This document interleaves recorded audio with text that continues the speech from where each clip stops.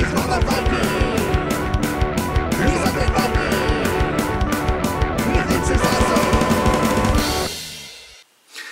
everybody, it's me, Lance Meixer, the Undead Viking. I'm here to tell you about a game today called Vault Wars. Now, Vault Wars is a game from Floodgate Games. It is based in the same realm or world as their game Epic Resort, which I reviewed last year.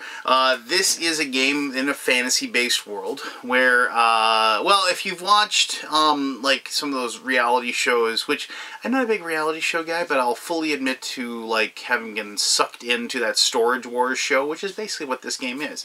And kind of, I guess, sort of. So the idea behind this is that heroes, like, have rooms at an inn, so to speak, and then they go off to have their adventures. And some of them never return. They, you know, run befoul of some evil beastie that has them for lunch, and then when they have to clean out their room at the inn, they find these storage areas, these chests, these locked trunks, and so on and so forth. And what happens is people are going to auction these, and so you have no idea what's in them. And so you, each person gets to take a role of being the auctioneer, and as you go around the table, you auction off one of the vaults that you have, and then you then also, when it goes to somebody else's turn, they auction off one of their vaults, and then you get to bid on that one. And the whole idea is that you're trying to collect good stuff, and if you, whoever has the most good stuff at the end of the game will get the most victory points and will win. It's got a lot of cool stuff that happens, and if you are a fan of that Storage Wars show, and I have to admit I do get sucked into that one. I'm not a big reality show guy, but for whatever reason that one just seems to really interest me for some reason, even though I know it's completely faked and completely made up. If you're a fan of that, I think you're going to really like this, especially if you like fantasy-themed games. So let me show you exactly how to play Vault Wars, and then we will go ahead and talk about the game and why I dig it. Alright, cool. Let's do this. Alright, this is the game of Vault Wars, and what you see in front of you is what you're going to get with the game. Well, not technically, because this is a prototype, but what you see in front of you is representative of what you're going to get with this game. You can notice that, like, the Loan Shark card up here and other cards you're going to see do not have finished artwork, so keep that in mind. Also, the poker chips over here are my own personal poker chips.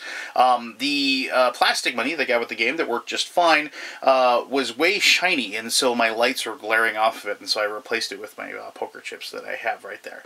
So I'm going to show you how to, like, set up the game, and obviously just the basic mechanism of the game, and then that should give you a really good idea of how to play this. So before the game begins, you're going to hand out 2 of these aspiring hero cards to each person.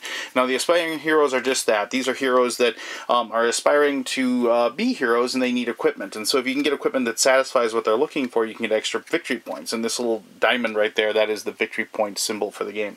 So, like, here's the warrior. You might recognize that guy from Epic Resort. You get +4 points for each dwarven item that you collect at the end of the game. Here's the paladin, +2 for each armor item. And there's even this guy, which I'd like to think is, I don't have a hat like this, but he kind of looks like me. He's a hoarder, and at the end of the game you get +4 victory points for each 3 junk items rounded down. A lot of the stuff, that's the item deck right there in the middle, a lot of the stuff in the game isn't going to be worth anything, but if you have this guy, it would be worth something. And so you get 2 of these, and it should keep in mind that you get to pick 2. You get 2. You don't get to pick them, but you can only use one of them when you turn in for extra points at the end of the game. So you have to keep that in mind, and maybe you're just going to go after like one of the 2, or try to figure out which one's going to get you the most points, if you will. So after that is done, you're actually then going to hand out the vaults. Now these are the vault cards, and you can see here there are several different types of vaults: the abandoned mine shaft, the thief's safe, the hero's tomb, the rune-carved pyxis, and so on and so forth. So here we go, we'll just go to this one. The gilded cupboard. And so you can see here that they have, the middle bar is like the most important part of the card, and there's different things that happen down here, but let's just look at this for the time being. So this number 7 here, when you flip over your vault card, whichever number is the lowest will go first for the vault. So, like, the Gilded Cupboard will go before the Troll Cave, but it will, the Necromancer's Crypt will go before that. So it's one of those things where, and that's really important to remember because of the fact that if you have like you have multiple players, this is like 3 to 5 people or whatever.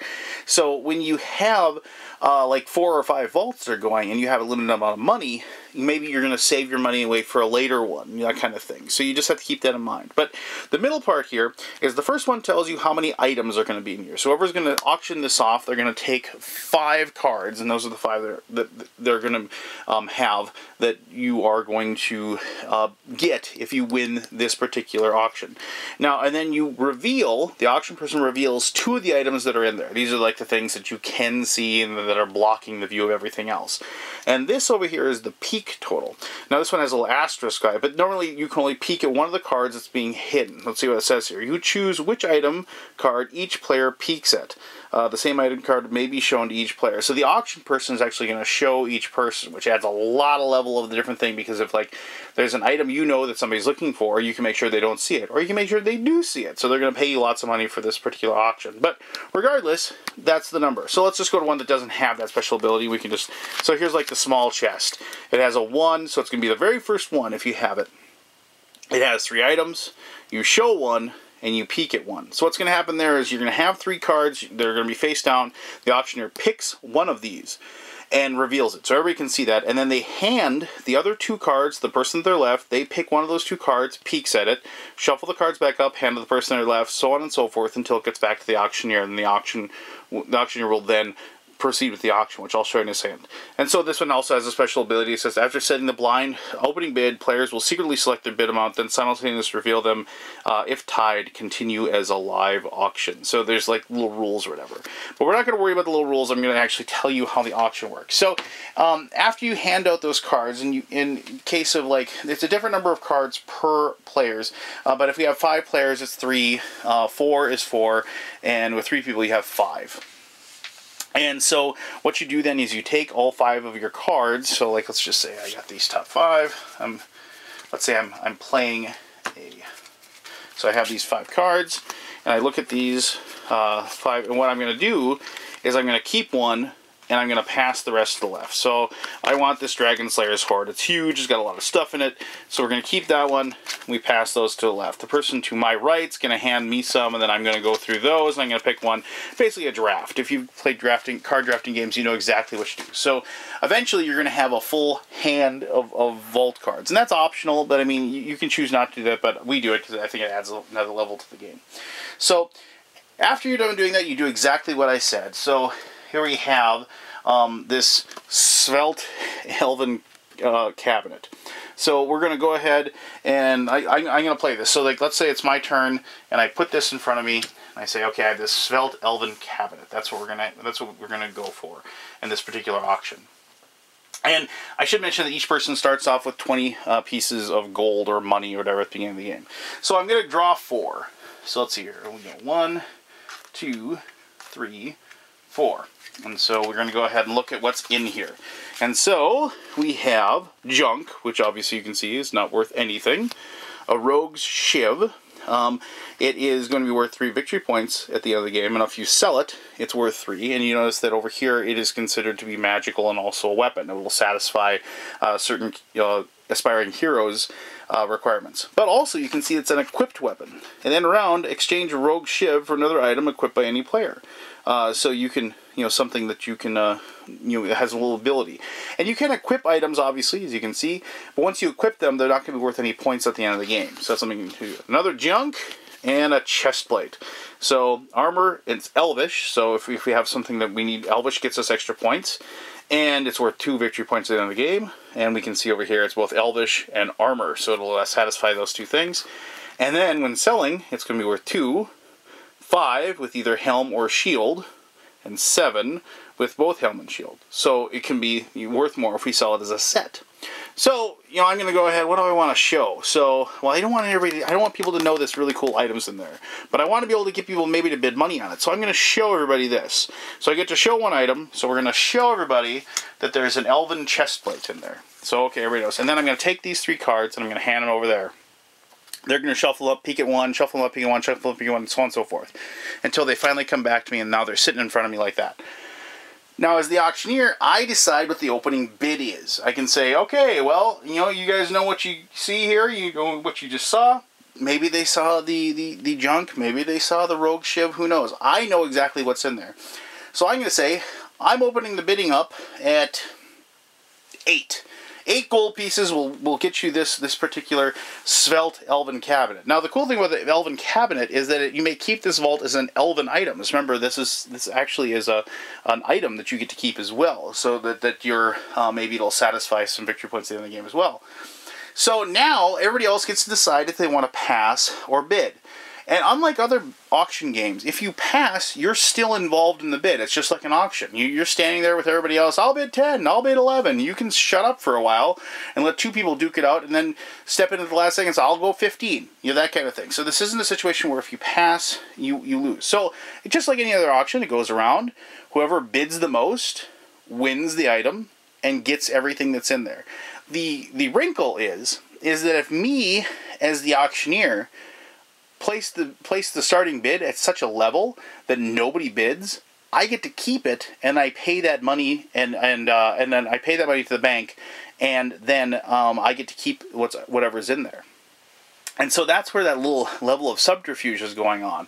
Am I putting a high opening bid on it because I know there's something good, or am I trying to, gouge you for money? Because whatever anybody wins the auction for, they pay the auctioneer that money. The money actually would go back to me. And so after I'm done, then it goes to the person to the left, and so on and so forth. It goes around the table until we get done with that round of bidding. So everybody gets to put their choice, because everybody, they flip over when the auction level starts, they flip over their card like so and put it in front of them. And then so 4 was there, so then maybe the next person had, so the next person, next number was 9. So then that person would go, and so the next person goes, and the next person was a 10, and so on and so forth, as you can see. And so you go in the level of the number until you get to, everybody is done, and everybody has auctioned off their cabinet or safe or whatever it was. Now, obviously, after all these auctions are over, people are going to have less money. And so now this is another really important moment, because everybody is going to look at the items that they've collected, and they're going to go through them, and they're going to decide to sell up to 4. They don't have to sell all of them, but they can sell up to 4 of them and get the money for them, so then the next round they're able to buy more items. And it isn't a situation where one person says, I'm going to sell 2, and the next person says, I'm going to sell 3. Everybody reveals everything they're selling at once. And make sure that if you have this set bonus kind of situation, you do get the extra money if you sell those things together. You are also, if you want to, can put any of the junk cards that you may have collected if you don't want them, and there's a reason why you want to get rid of them, because you actually have to pay a storage fee if you have extra cards in your hand. You can place those in the trash and discard as well, and so you can get rid of junk cards. But remember that hoarder hero, maybe you want it because it's actually worth points for you at the end of the game. So, and those junk items don't count against the 4 total that you're going to be getting rid of. And so then you collect whatever money you have. If after you sold everything, or everything you wanted to sell, and you don't have enough money, in your opinion, to play the next round, that is when you can choose to go to the loan shark. And the loan shark, just pretty simply, after selling, each player with less than 10 after selling from the bank may take 10 extra gold from the bank and take a corruption token. And so you just take like a little red token like this, put it in front of you, and you will then have negative victory points for having that. You can never get rid of those. Once you have them, they're yours to keep for the rest of the game, and unfortunately you will get negative points for that. So you do that whole process: auction, selling, loan shark if possible, and discarding trash, whatever, each turn. And I forgot, you do have to pay your storage fee. The storage fee, as I mentioned, is you have to pay 1 gold per item that you're holding. You have to pay those for every item that you have. Not equipped items, but items that you're holding in your storage. If you can't pay that in full, you have to trash an item for each one they can't pay. Also, you can reveal junk items and keep them at a rate of 3 junk items for 1 gold. So you can actually reveal and say, look, I've got, your 6 trash. And so it doesn't cost you 6 gold, it's going to cost me 2 gold to hold on to this 6 trash. And so you go through that whole process, you do that every single time. You know, reveal your vault, auction them off, sell, loan shark, storage fees. Go through that whole process. You do it until all of the vaults are gone. Once all the vaults are gone, you then total up your victory points of the items that you have in your hand. So, like in certain ones, we'll have, you know, like there's, you know, another chest plate. Some things that you'll have, like, will be an emerald, you know, collect and gem, you know. So if you have more than just one gem, so like there's lots of stuff like that, like the gems, like so you collect multiple emeralds, you get, you know, extra points for each one, you know, if you collect them all. A really cool item that's in here, if I can find one quick, here are the dragon eggs. Dragon eggs, if you have one, it's worth -1 points. If there's 2, it's worth -2 points. But if you collect 3, you get all 3 of them. They're going to each be worth 10 for a total of 30. And you can't sell these, and you can't trash them. So if you get them, you better get them all. So it's kind of cool things like that are in the trash. But you get all, and then you get the bonuses from your aspiring heroes for everything that you matched as far as that goes. And if you have any money left, you get 1 victory point for every 10 money that you have. For every corruption token you have, the first one's worth -2 points, the second one is worth -3 points, and then 3, I'm sorry, like, I should say, with 2 of them, they're both worth -3, and with 3 or more, each one's worth -4 points. And so they can really be disastrous. You can't, like, I tried a couple of times to just be loan shark crazy and just, you know, take money thinking it didn't work. I lost too many points doing that. So you can't do the Stone Age starvation strategy with the loan shark in this game. But there you go. I mean, that's how you play the game. And, like, it's fast, it's quick, and the best part about the game, honestly, is tricking somebody into buying either a vault that it has a bunch of crud in it, or tricking everybody into letting you as the auctioneer to keep a vault because they're convinced it isn't worth anything. And that's another great moment as well. But let me tell you more about Vault Wars here in my conclusion. Alright, thank you very much for sitting through that explanation of the game. Hope you were able to get a good idea of how to play the game by watching me talk about it, or even listening to me talk about it. Well, regardless, either way. So, as I said, the game is kind of like watching that Storage Wars show. If you're not familiar with the Storage Wars show, the idea is that these people all congregate at these auctions where there are storage facilities that have people have forgotten to pay the rent. And this is a real thing. People don't pay rent, and then they auction off the stuff sight unseen. And so they lift up the door, you look inside, see what's there, and because it can be really full, you can't see everything. You can maybe get glimpses of things, hence the peeking at the cards kind of aspect. And then you decide whether or not you're going to what you think it's worth to bid. And then hopefully, after all is said and done, you get to see everything that's in it, and then you can determine whether or not you spent your money correctly on the Storage Wars show. And so it really is like that, other than the fact that on the show, each person isn't an auctioneer. There's just one auctioneer, and then they all kind of, like, theoretically wage war against each other to see who can get the best stuff. But anyway, there's so many things about this game that I like. I mean, I like the theme, and because, for whatever reason, I like this show on TV, I kind of dug the game as well. But this game has one thing that I really like about games that are of this genre, this kind of auction. First of all, I like auction games, just because of the fact that, you know, it isn't, it's a mechanism that I battle against the other people at the table, but it isn't like something that's really in the game. I'm battling against other people and what they think I want, what I think they want, bluffing, counter-bluffing, that sort of thing. And the moment you kind of remove the mechanism from the game and you kind of put it in everybody's brains, so to speak, the game kind of opens itself up a lot. And you end up in that weird world where, you know, I'm a big poker player, or I used to be. I used to play it all the time, and so I always liked the battle of wits, and I like that process of trying to determine what other people are looking for.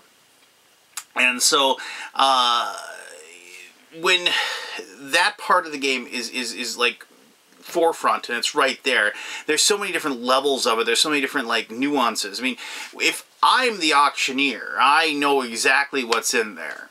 I am collecting dragon eggs. I want to get all the dragon eggs because they're worth lots of points. So I look at it and I'm like, oh, there's a dragon egg in here. Alright, so I'm not going to reveal that one. You know, so I'm going to make sure they don't get to see that. Because I want to get this one. I want to put such a high price on this one that nobody else is going to buy it. But now, what are the ones I'm not going to show? So, do I show a bunch of junk? But if I show a bunch of junk, then they're going to see that and they're going to say, oh, well, you know, I mean, I don't care for it. I don't want that. You know, it's like, but wait a minute, maybe he's hiding something really good. You know, maybe there's something like else in there that I didn't see because I just got to see junk cards. But so then you have that problem of, since the other people are peeking, you don't see what they see. And so when it gets around to you and you as the auctioneer, you have to decide how much you're going to charge. You know, you're like, okay, 35 gold, you know, and then like, but all of a sudden if somebody starts bidding, you realize that they probably saw what you saw. So you have to kind of, you know, either have to kind of grunt big or go home in that situation, or maybe you go in a different route entirely. I mean, all those different levels of like trying to figure out what you need to do to affect other people, you know, and then if you're just one bidding, you know, you look at the cards and you sit there and maybe you got like if you're using the expansion, you get the worker that allows you to peek at more cards. Now you have more information, but you start driving up the price. You're trying to convince somebody else. That's really good. And so, and nothing is better in this game than when you drive up the price on somebody and like you're like, yo, you know, 20, 21, 22, 25, you know, and then they're like 26, 27. They go 29. Fine, it's yours. You know, and they're like, what the, you son of a, you know, and so there's that wonderful aspect of the game as well. So there's all kinds of little intricacies and whatever for a game that has, you know, some really, really basic mechanisms. It's got a lot going for it. Now, I will fully admit that when I was at Grand Con, which is a really good convention in Grand Rapids, Michigan, I was at Grand Con last year. I actually got to play this game with Jonathan Gilmour, the designer. I didn't expect him to be there. It was one of those things where I turned around the corner and I saw him and I was like, John, hey, how's it going, buddy? And he's like, I got a game I want you to try. I think you're going to really dig this. And I got to see this game in where it was like maybe a third of what I just showed you. And I remember having many conversations with him about it, and I suggested different things that I thought would make the game better. And I'm pretty happy, actually, that some of the suggestions that I made actually made it into the final game. So I didn't see my same name listed in the playtesters, however, so I need to talk to him about that. But regardless, anyway, that was Vault Wars. It's a heck of a lot of fun. Like I said, if you're a fan of like that Storage Wars show, if you're a fan of auctions in general, and like if you're a fan of like the Epic Resort and like that whole fantasy world kind of aspect, I mean, I really like how Floodgate Games now, they have this fantasy world, and it can be so easy just to make like a dungeon crawl-esque game, but no, they're kind of going in this weird direction with this fantasy world that they've kind of created, where it's like, okay, here's a fantasy world where you're running an amusement park and trying to entertain heroes that are taking vacations. You know, it's like, what? And now here's this fantasy world where now you're just trying to, you know, claim dead adventurers' belongings that have been left behind in locked chests. And so it's that stuff, you know, it's like they haven't gone the kind of basic way. They've kind of spun the genre on its ear a little bit, and I appreciate that a great deal. I like it when people take something that you would expect them to do, and then the design team kind of alters it and switches it up and makes it into something else. So there you go. If you have any questions about Vault Wars, please post those. I'll be happy to answer those to the best of my ability. If you have any questions about anything, I'll answer those to the best of my ability. As always, I greatly appreciate you taking the time to watch this video. And until next time, you have yourself one heck of an awesome day. All right, bye-bye.